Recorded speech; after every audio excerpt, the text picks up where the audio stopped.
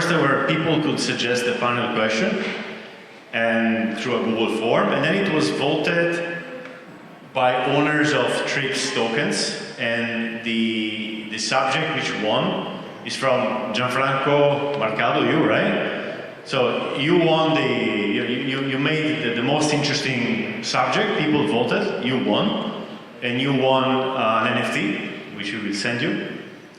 One of these pictures, Lead the Traveler. So thank you for the interesting subject. And Richard had to go, so I'm going to moderate this one. Who wants to be on this panel? Let me give you the subject and see if you're interested. Main challenges on educating and onboarding industry professionals to Web3 and how to overcome them. I will call Vincent because you're doing this all day. Do you want to be part of it? Cool, please. Come here, and you're tired, I'll let you finish this one. A couple of people who want to talk about this. Anybody's interested in discussing the subject? Gianfranco, you want to talk about this? Yeah? You posed the question, so I suppose you're interested. Unless it was only for the money of the NFT, no? And let me see. Nobody else wants to discuss this? I'm going to force one of you then, I guess. So somebody working on Web3, you guys, you're working on Web3. Are you interacting with people trying to onboard them on Web3? Are you? Yeah, okay, good, Matt. Right. So let's give it a second. Oh, you moved it because you can keep it on your computer, no problem. Yeah, just we don't need it anymore.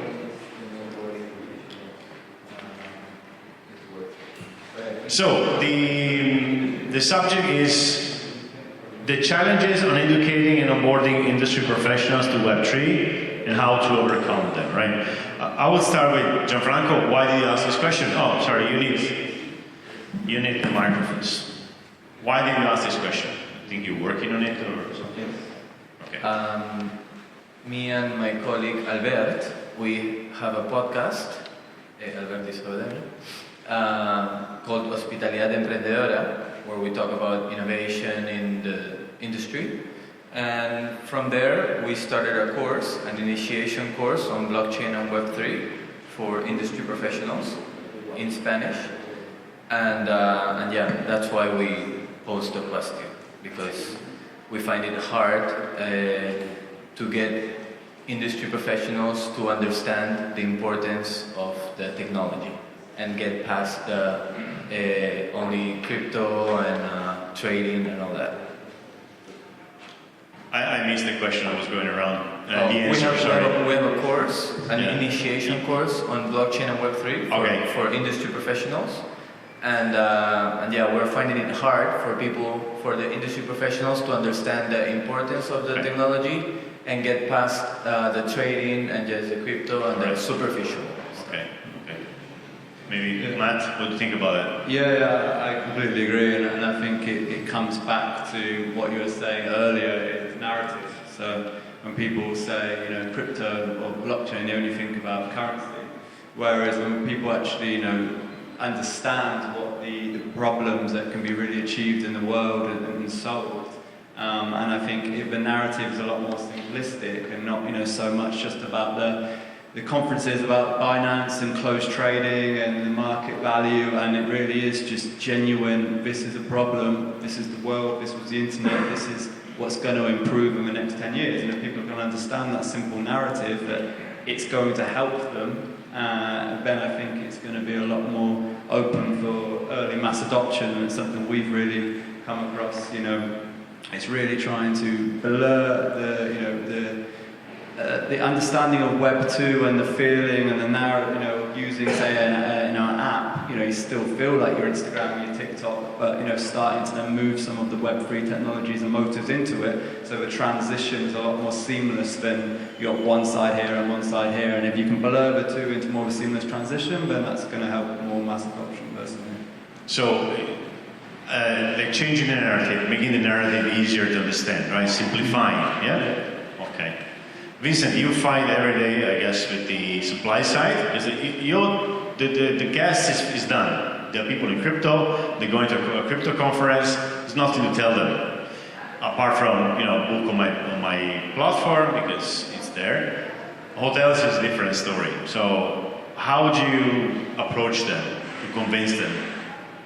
Yeah, so it's trade-offs. I think trade-offs in what you want to achieve and the choosing between the means to an end.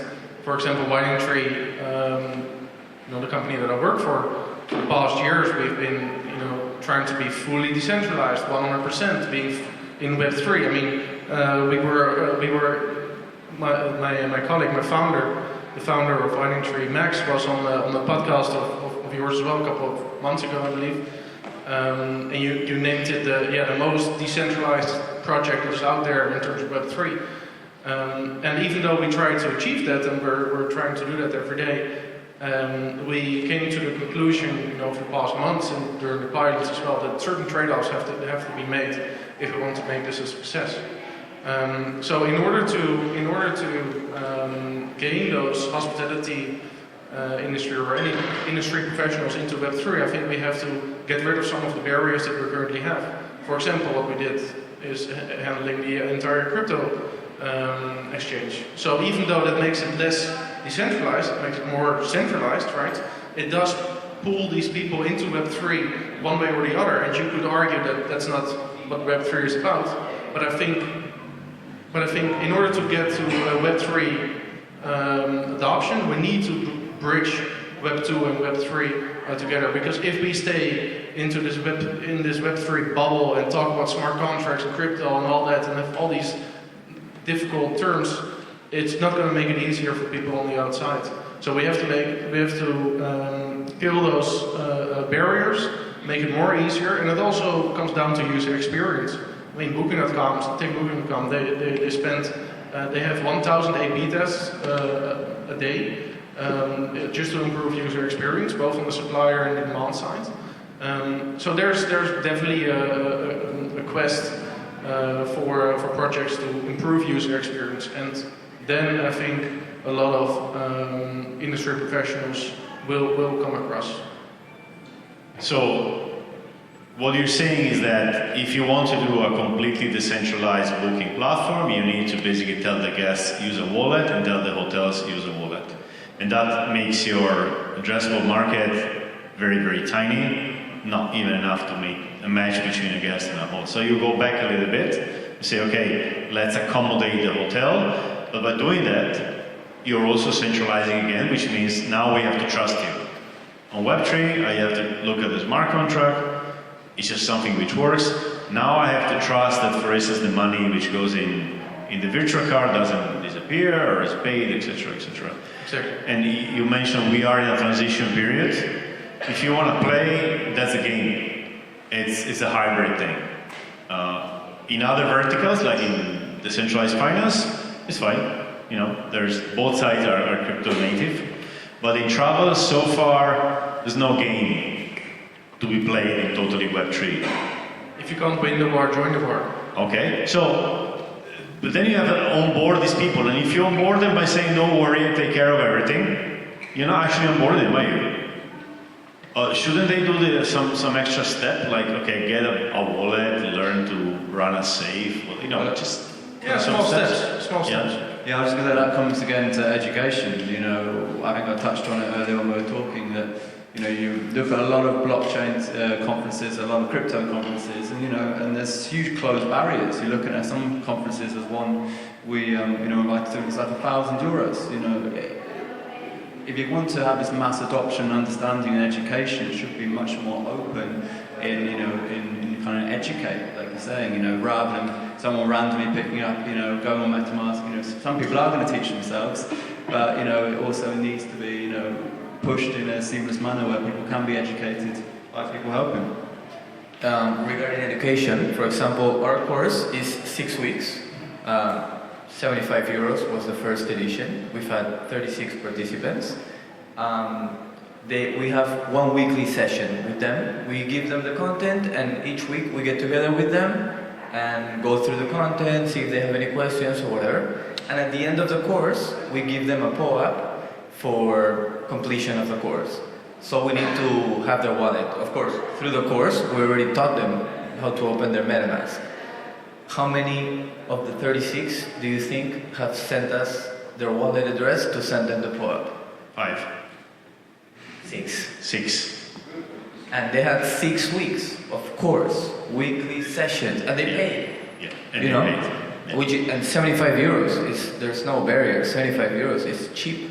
I mean, we expect and hope to be able to charge more for the course, you know. As I think it starts solving more global problems, people are going to be pushed into it. You know, right now when it's just in the financial side of it, people want to jump onto it, be a part of it. You know, they find it, you know, attractive, the ups and the downs. But I think, you know, once, you know, these, you know, more scams and rug pulls and things start to, you know, to stop and more longevity starts, it's the same as the internet. It will become a lot more, oh wait, this is great. This is, I can book accommodation better. I can, you know, smart contracts can help, you know, with governance, arbitration better. And I think that's when there'll be people at the front of it, but there'll be people that were kind of pushed into it. And it's the same way as, like you're saying, Web 1 to Web 2, you look at, early adopters start first and trendsetters, and then you have, university students popularizing Facebook, and then, now, our parents and, and boomers and, whatnot, because everyone's pushed into it, because it's the way of, the life, how it entails. And I think it will be the same for Web 3 as people start seeing the value of what it beats more than Web 2 in terms of the ownership. So, we were saying basically, you were saying use cases, right? So we're gonna onboard people when they actually can do something interesting, and I have the same view. You can because I've been teaching people a long time, and what happens is that after they learn, if there's nothing they can do, if they don't get drawn into DeFi or NFTs, which are basically the only two things existing in Web3, they forget. They forget the tokens, they forget everything. So in my opinion, the travel industry will go on Web3, not because we're going to educate everybody to have a wallet, but when someone here, some genius comes out and makes a protocol or something which is really, really helping, solving a problem. I go back to solving a problem, as you said, right? And then people say, okay, if I learn to use MetaMask, I can do this, and I can make more money, I can get more bookings, whatever. So we need a use case, which we don't have. That's my view, and I'm not going to invest time in trying to teach people a tool if once they learn to have the tool, there's nothing they can do in the travel industry.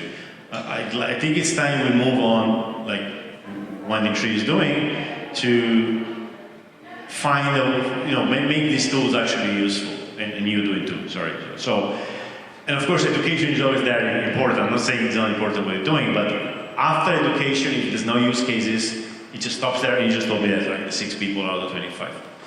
So, yeah, so how do we onboard people? My answer is, let's do something useful, which is pretty easy to say, very hard to do. I don't know what are your thoughts about that. You want to add something? Yeah, for like a lot of people tell me, for instance, yeah, so Airbnb or Booking.com can accept crypto at once, and what are you going to do then? Well, I encourage that. Let's do it. I pray every day that they do it, because it will bring a lot of more credibility to us, what we're trying to achieve, and doesn't sweep away our value proposition. Because sure, you can pay with us on crypto, but it's about the reasons why, and indeed the education. Why is it better for a hotel to join us than Booking.com, for example? Okay, we run late. You want to add something before we go?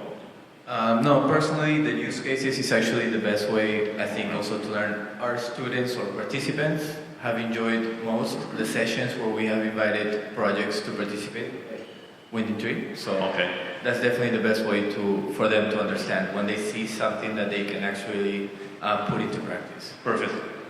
All right, so it was a quick panel. Thank you. Thank you, everyone. So.